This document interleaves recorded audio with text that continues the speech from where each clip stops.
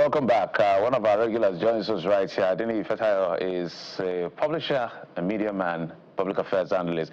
Joins us right here in our Lagos studio. Mr. Adini, thank you so much for coming on the program. Yeah, it's mine. Okay, let's get straight to business and find out exactly what the dailies. I'm trying to catch one of those dailies that I was trying to. Yes, okay. The very first one. Vanguard newspaper is where we start off from. PDP zones presidency to south, says APC won't play fair. Let's look at some of the riders here. Retains existing zoning arrangement. Confirms Damagum national chairman. Says APC can't play fair. Within microzone leadership positions. Governor Diri. Now NWC signed letter to INEC for November convention. Enugu Plateau, Taraba, governors not defecting to APC. That's according to Mohammed. That's Bala Mohammed here. Zoning presidential ticket to South, too late. Weakest aid, tells PDP. Well, it's a banger if I may use the word. Anyway, let me start first and foremost. I must commend them that they said this is where we are going, from beginning. Not that maybe a month to the primary. Not that a month to the primary, and we'll be hearing that delegates are being dollarized or are being hijacked and all of that. So since they have said this is where we are going, if you want to stay with us, stay with us. If you are not with us, if you are not comfortable with it, you can chew yourself out. But I listened to one of their stakeholders who was saying that PDP has always thrown it open, and meanwhile the Bala Mohammed and Makinde were saying that these are what they paid for dearly in 2023, having thrown it open, since we know that in their calculation, they not just finished their 8 years, that's a 2 term, so normal thing for them is supposed to go to the south. But I would have felt that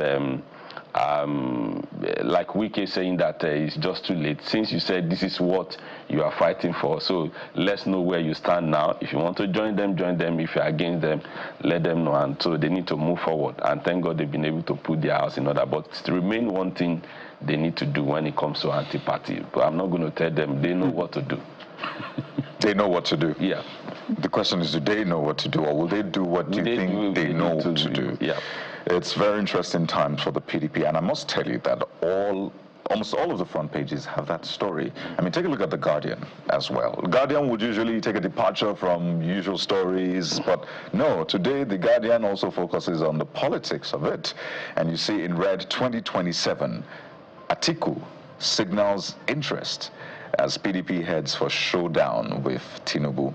So the Guardian tries to capture both the PDP, the coalition, and the APC all together in one headline. So what does this do to the, I don't like calling it battle, but the political battle ahead of 2027?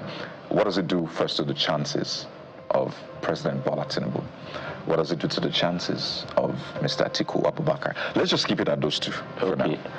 First and foremost, for Mr. President, who have been known one of the political strategists in this dispensation, and you and I know that he has never lost an election contested as a senator, governor, thereabout, and all of that. So I believe it's going to give them, if PDP wants to, or Atiku want to show anything, it need the buy-in of both ADC and PDP and all of that. And I felt that he has seen it all. So if he can back someone and say we are giving this person our support, going by the indices that this government has not done well, this is what they promise, whether somebody say $1 to $1 and all of that, killings, Nigeria are not feeling the impact of this governance.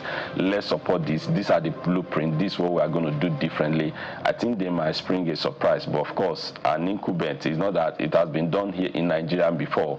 An incumbent has been defeated. So the only thing that is constant is change. Yeah. So, but if they can put their house in order, both ADC, I said it on this forum the last time, that we are zoning the presidency to this region. Let us know where you stand. Then Nigerian can then say, okay, I think you people, you mean business. But if they throw it open, I know who will get the ticket. Interesting. So, does it make the road or the trip easier for President Tinubu to second term? Does it make Atiku Abubakar's bid for a first term, does it make it easier or harder? Because it looks like we're getting mixed message in here. To me, it will make it easier because... for which of them now? For President Tinubu, because to me, since PDP, they said they are zoning it to the, it will make it difficult. They are zoning it to the south. There will be a divided along the party line, and the support, the vote base that he had in 2023 will be divided, just like what happened when Muhammadu Buhari came in 2015, when some people, aggrieved member from PDP, they tagged them the new PDP then, so they move and they divided the vote that should be a bulk vote for the PDP then. So I'm seeing such things happening now. But just if the ADC, if they are ready, let us know where they are going. I'm sure Nigeria will give them their support. They might spring a surprise. Well, literally all the papers, we're trying to look for other things to talk about, but maybe we'll just take the perspective of the leadership newspaper on this particular issue. PDP zoning of presidential ticket to South Sparks comments. ACF, that's Arawa, Consultative Forum, PDP, other parties zoning not covered by constitution. Wike, G5 vindicated according to Wike's aide. Let's talk about the northern elements in the mix, in the dynamics of this particular move. At least PDP has given clarity as to their direction. They have a lot more to do that we all are familiar with and know what that lot more is to be. But what do you think is because there's a part that nobody's sure of. What I know is that everybody, PDP, APC, ADC, Labour, are blowing what we call political hot air. Everybody's feel like I'm the Lord of the Manor until the jungle will be mature. Because the mystery here is where the North stands. And I said the significant majority of the North, where do they stand? What do you perceive is going on here? Because nobody seems to know. Everybody's laying claim to control.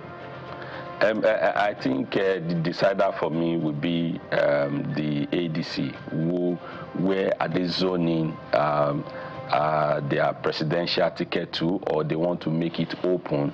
So I think that is when the northern elite or power that be will now say, okay, this is where we are going. This is the bride we want to embrace. And of course, they have the block vote, but every region has to come before you can emerge as a presidential candidate. So for me, in all of this, I felt that ADC can still make, if they put their house in order, they can still make a surprise show come 2027, but they need to tell us what they are going to do different. It's not just to criticize or say this present administration, they are not doing this, or I'm sure not just to criticize, but proper solution. This is what we are going to do different if Nigerian can give us a chance, but they need to come out now and say this is where we are going. If you want to make it open, say it, you want to make it open, but of course, the northern block vote, we have a lot to determine, or a lot of determinants when it comes to the outcome of the election. But every region, they are very, very important. They have a key role to play. Speaking of the people who have key roles to play, let's take a look at New Telegraph newspaper. Yes, New Telegraph also leads with the PDP story, and it's quite interesting the angle New Telegraph takes. It says, unlike in 2023, PDP zones presidency to South, confirms Damagum as national chair. But that's not where I'm going. So we can talk about the politicians, those who will vie for elections, but there's also the major bloc, and I call them major bloc deliberately, and that's the voters, right? So INEC started the CVR last week, and you see just at the bottom of the front page that 1.4 million Nigerians have completed online registration, says INEC, as it begins physical process. In fact, we had a live demonstration on the show last week with INEC just to show Nigerians how to register. But For you now, seeing what happened in 2023, a lot of people still have some sort of hesitation or hesitancy, like, you know what, my will was not done in 2023. Is there any point going out in 2027? What must INEC do to ensure that this 2027 election is way better than 2023 for you? I'm sure they conducted some by-election. I'm sure they should learn from that. What are the shortcomings? What are the areas that they did not meet up, you know, during the election day? Some people will be standing, the election material will not arrive on time. You promise you are going to do electronic voting, and the results are supposed to be, you know, instantly as people are casting their votes. Or so those are the areas that I think they should work on to make sure the will of the people prevail. They should be independent, as their name suggested. Of course, sometimes they might say, who pays the piper dictate the tune. They should be neutral and make sure that at least they get it once and for all. Like they said in Yoruba land, a king that rules and people rejoice, they will never forget.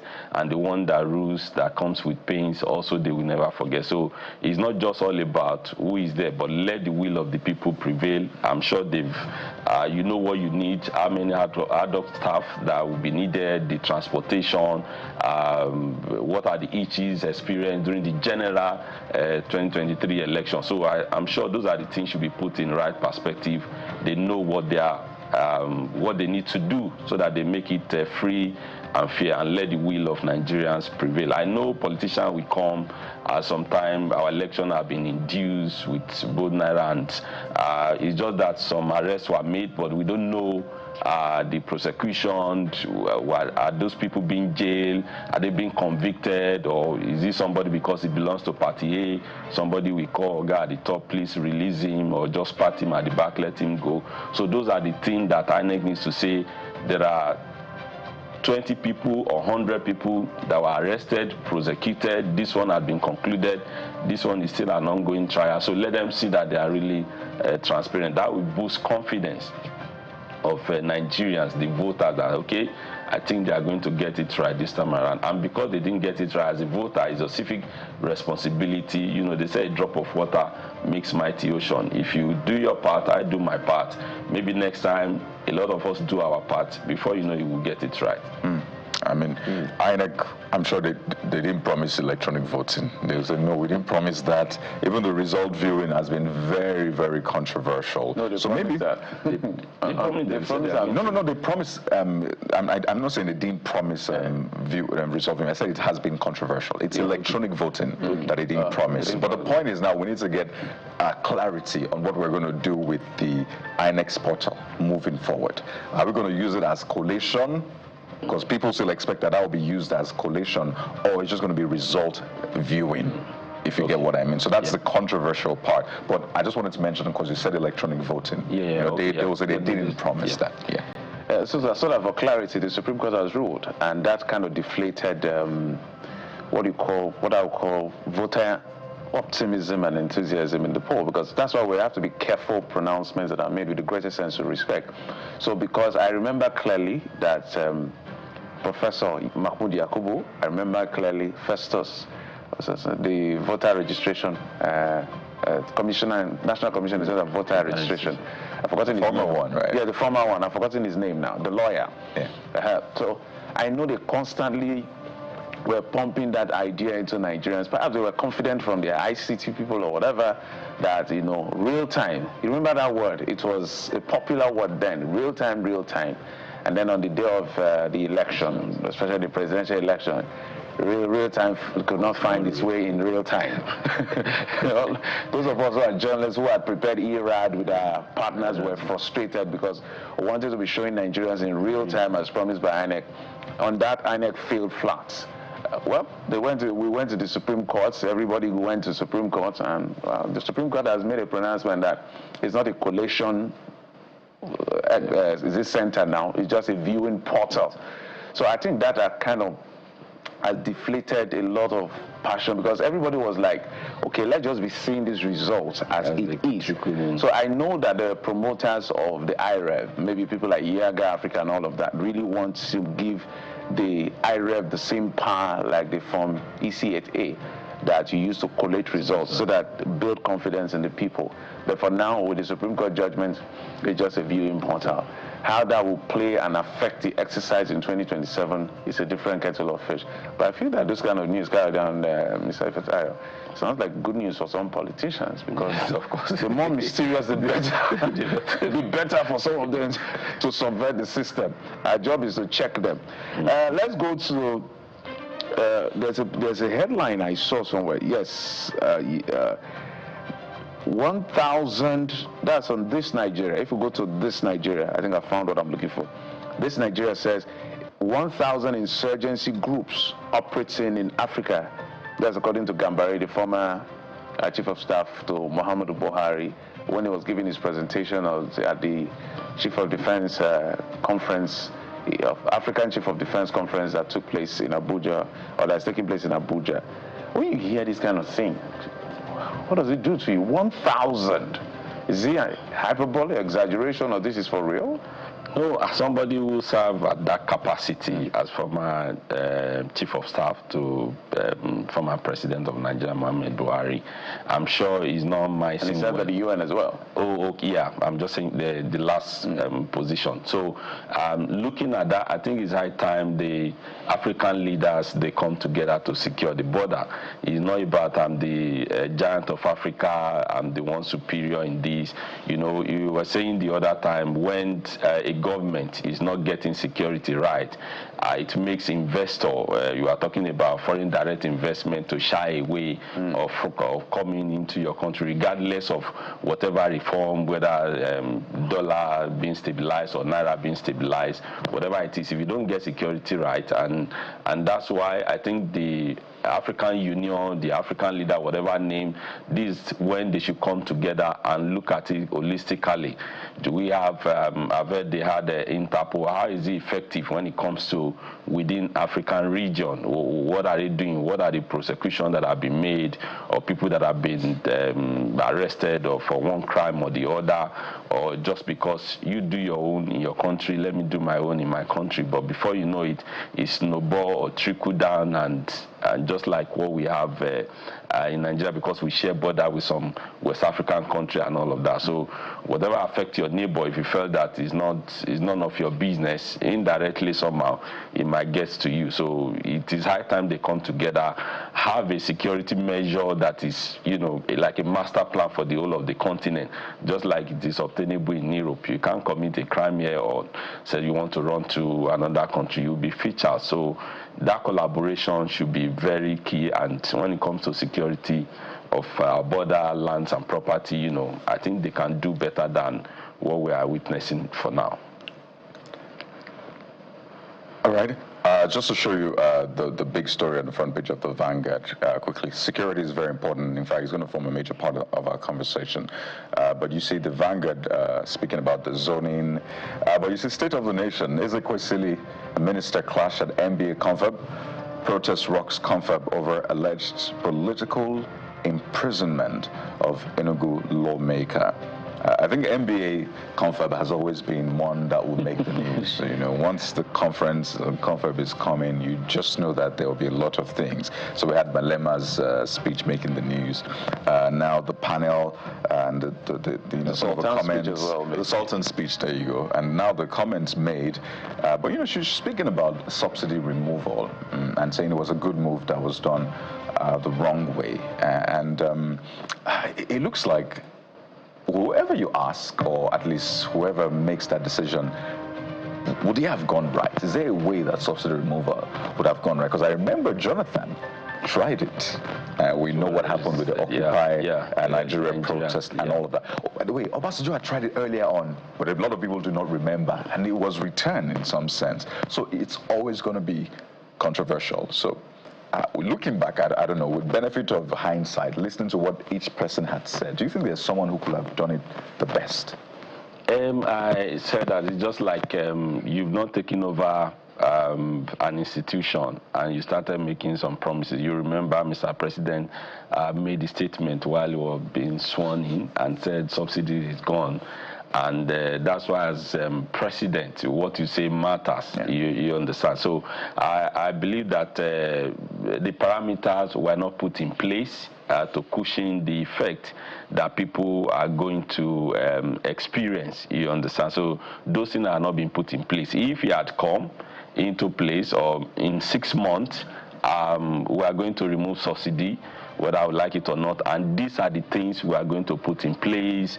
CNG buses, there will be a form of palliative to cushion the effect of, because moving from point A to point B now is more expensive than what it was 3-4 years ago. So I'm sure that in that aspect, Mr. President, I stand to be corrected, did not make a right move. If you had assessed all the parameters and said, let's put this in place, yes, we've been clamoring for subsidy removal because it's been enjoyed by few individuals who are key player or a major player when it comes to our oil and gas, whether upstream or downstream. So I think you should have done better. That's why some policies, not just because you have the president to make a pronouncement, called those that will be involved.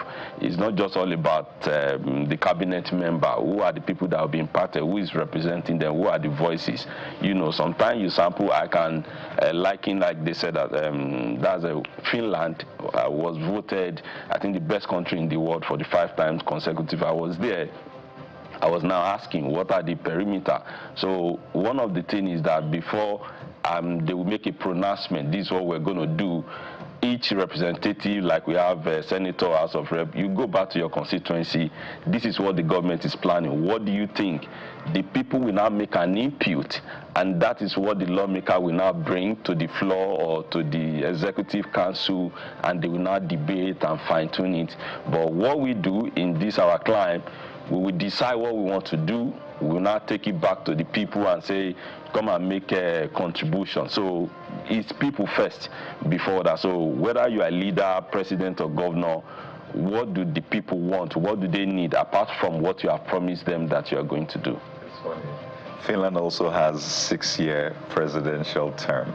So instead of 4 years, they have 6 years, and you can even do 2. Mm-hmm. So maybe you should, is that something you're suggesting we copy? If you are getting it right, especially in their education, they also said they are the best education system in the world. So I'm sure if it's working for them, we like to copy something that works. But not that 6-year one. No. But will it be that even in the 4 years, 2 years, just 2 years, we are talking about 2027, when a leader should be busy with how I will make life better for the citizen, how governance will impact all and sundry. So regardless of your, whether political affiliation or something.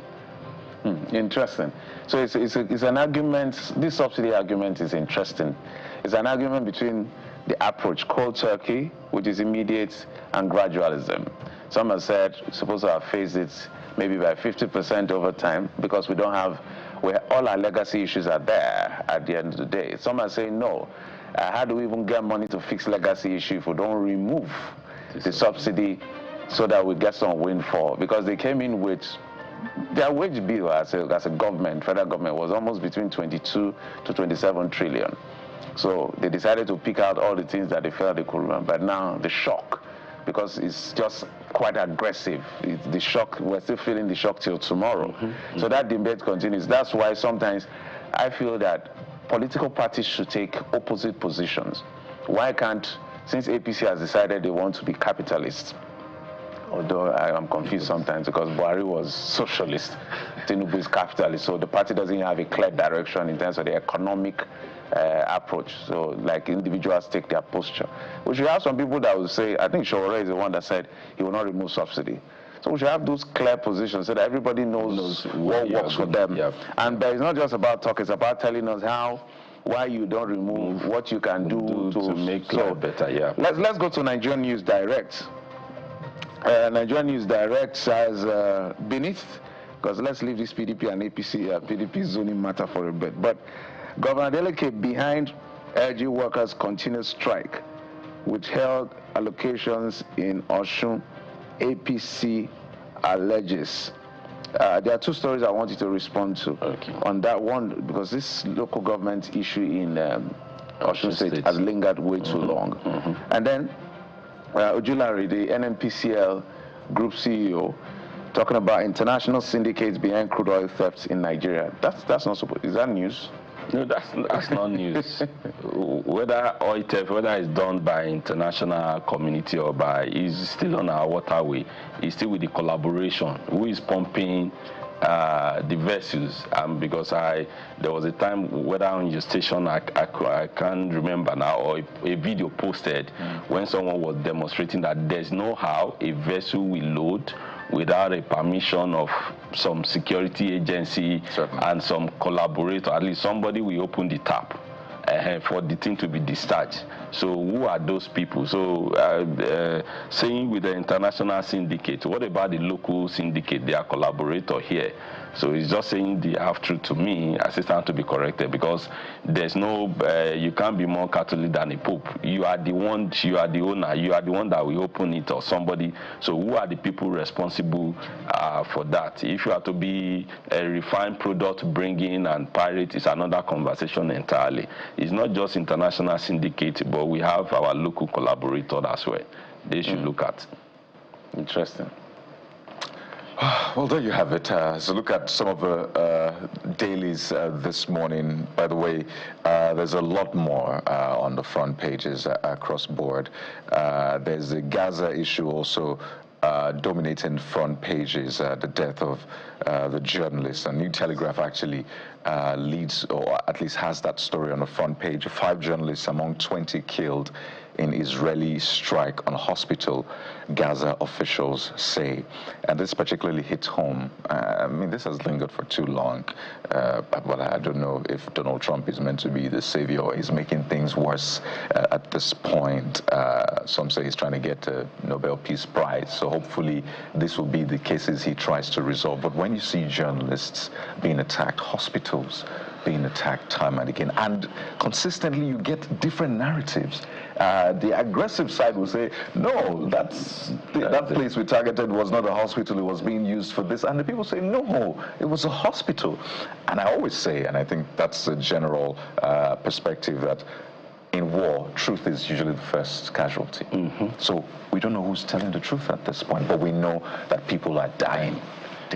As long as people are dying and they are not terrorists, there's two ways to look at it. If there's always two sides to a coin, and if you say they are using the hospital as a shield for the terrorists or the Gaza militia, whatever it is, if you can have that information, I think it's also an high time that they can conduct a raid, instead of just throwing missiles to such institution or hospital, and people are dying, regardless whether they are journalists or not.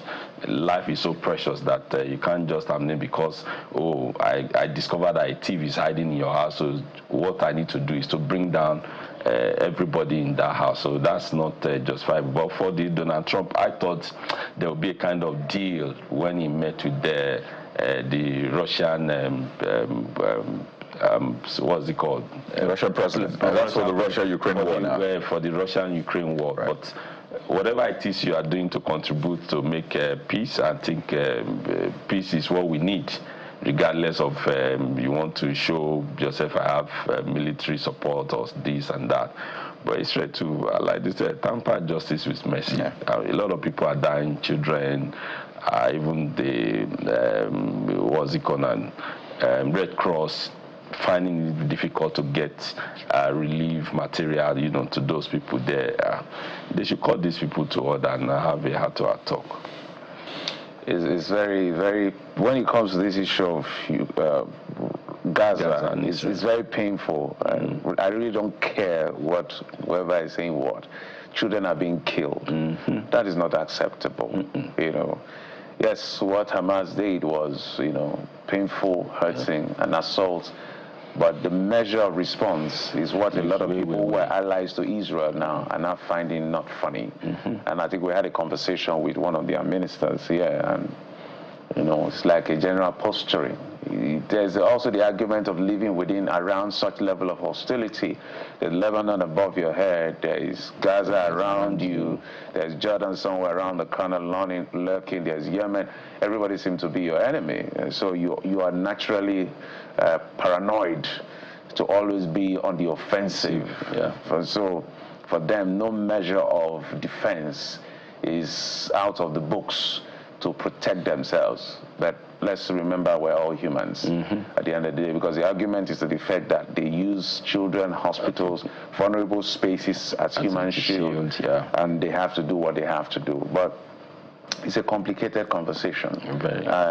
Nobody will ever be right or wrong, but the world has to find a way to find peace. When Donald Trump was coming and he was being screaming, oh, he's going to fix this, and he was just, it's not as easy as you think it is. This is not an executive order. No. This precedes a long line of generations. But I must thank you, Mr. Denny Ifetayo, Media and Public Affairs Analyst, for coming on the program. Thank you, sir. Thank you. It's my pleasure to be here. Okay, we'll take a quick break. When we come back, we will be looking at the first part of the state of the nation, what is playing out in politics, what is playing out in governance, and then we'll build on that to the core political conversations. It's going to be a big conversation. Join us in just a moment. We'll be right back.